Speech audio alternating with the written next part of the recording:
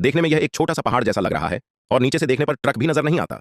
लेकिन यह सिर्फ ट्रक की क्षमता की सीमा है, ऑनडीबीओ की नहीं। पाकिस्तान के इस कारखाने में इसी तरह के बड़े बड़े ट्रकों को सामान ढोने के लिए तैयार किया जाता है।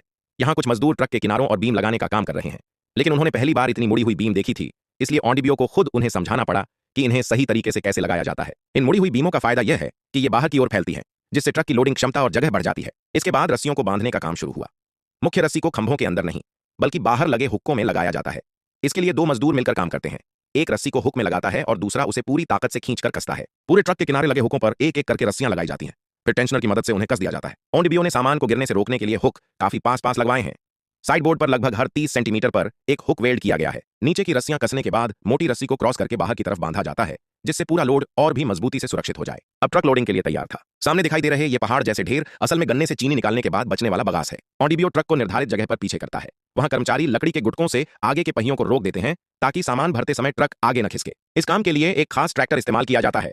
उसके आगे के हिस्से को बड़े लोडिंग बकेट में बदल दिया गया है, जिससे वह एक बार में काफी मात्रा में बगास उठाकर ट्रक में डाल सकता है। ट्रैक्टर को संतुलित रखने के लिए उसके पीछे दो बड़े पत्थर भी बांध दिए गए हैं, ताकि भारी लोड उठाते समय उसके अगले पहिए हवा में न उठें। लोडिंग के दौरान करीब 5 मजदूर भी लगातार मदद करते हैं। जहां बगास ट्रक की साइड से ऊपर निकल जाता है या जहां ट्रैक्टर की मशीन नहीं पहुंच पाती, वहां मजदूर खुद उसे पैरों और औजारों से दबाकर अंदर व्यवस्थित करते हैं। इन मजदूरों को प्रति टन के हिसाब से मेहनताना मिलता है, इसलिए वे ट्रक को ज्यादा से ज्यादा भरने में पूरी मेहनत करते हैं। ऊपर से मौसम भी 30 डिग्री से ज्यादा गर्म है, लेकिन इसके बावजूद मजदूर लगातार अपने काम में लगे रहते हैं। लगभग 2 घंटे की मेहनत के बाद ट्रक पूरी तरह भर गया। बगास ट्रक की साइड से करीब 2 मीटर ऊपर तक निकल चुका था और पूरा लोड किसी छोटे पहाड़ जैसा दिखाई दे रहा था। अब आगे लगे लकड़ी के गुटके हटाए गए और ऑनडीबीओ ट्रक को लोडिंग एरिया से बाहर ले आया, ताकि अगला ट्रक वहां खड़ा हो सके। खुले स्थान पर पहुंचने के बाद मजदूरों ने लकड़ी के डंडों से ट्रक के पीछे बाहर निकले बगास को व्यवस्थित किया, ताकि रास्ते में सामान नीचे न गिरे। इसके बाद पूरे लोड को तिरपाल से ढक दिया गया।